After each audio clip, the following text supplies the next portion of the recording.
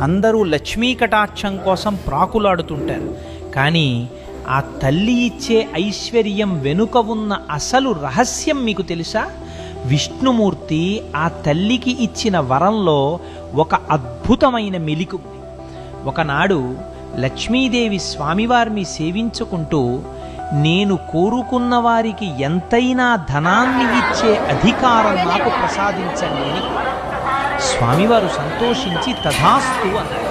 కానీ అక్కడ ఒక చిన్న నియమం పెట్టారు. లక్ష్మీదేవి ఎంత ఐశ్వర్యాన్ని ఇచ్చినా విష్ణుమూర్తి తలచుకుంటే దాన్ని మరుక్షణం వెనక్కి తీసుకోవాలి. ఇది గమనించిన సరస్వతీదేవి తమకు లక్ష్మి కంటే గొప్ప వరం కావాలని కోరారు.